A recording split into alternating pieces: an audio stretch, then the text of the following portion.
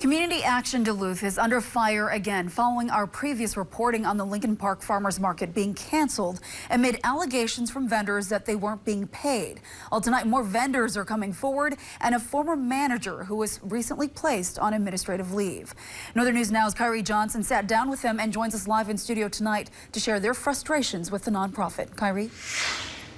Yeah, Laura, I've been told CAD's termination of the Lincoln Park's Farmers Market is just the tip of the iceberg. Vendors and former employees making strong allegations of financial mismanagement and poor employee treatment within the nonprofit.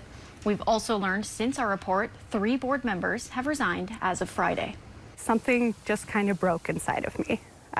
In that moment, I understood that we probably were never going to get the support from leadership. Kayla Preedmore was a program manager at CAD up until she spoke out about concerns and was put on administrative leave. She has since left the organization altogether. And Preedmore isn't the only one leaving the nonprofit. There's probably been maybe 2 other occasions where many board members have quit all at once. And there's certainly been moments where there's been large exodus of staff, of many staff quitting. And this was in protest of leadership and leadership decisions. Northern News Now has been looking into these claims. Amid the Lincoln Park Farmers Market cancellation, vendors claim they haven't been paid, including Liz Strohmeyer, who is under a vague contract with CAD.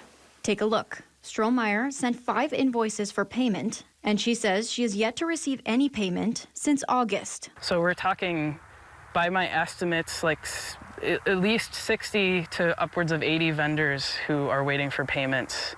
And again, by my estimates, somewhere between $40,000 and $50,000. Preedmore, the former manager, says CAD hasn't had an in-house finance manager since early 2023.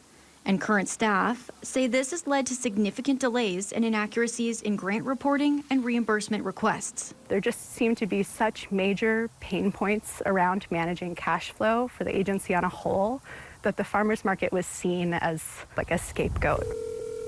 I called Executive Director Classy Dudley to ask about the concerns in cash flow. Hi, Community Action. I've called a few times today already. I wanted to give you one last opportunity to provide any sort of statement, or if I could even talk to Classy for just a second. After more than a dozen attempts in recent weeks to reach her for an interview, we were met with silence.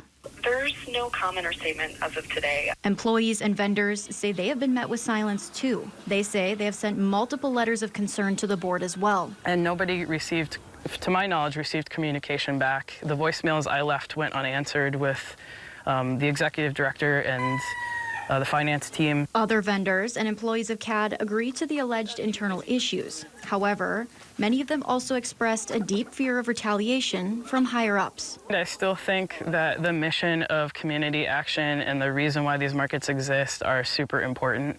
We want to see, and I want to see these markets continue.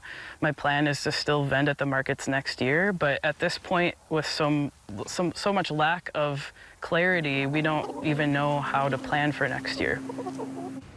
I did reach out to multiple board members as well and only heard back from Wendy Derwachter, who told me the board will likely be releasing a statement in a few days. Live in studio, Kyrie Johnson, Northern News Now.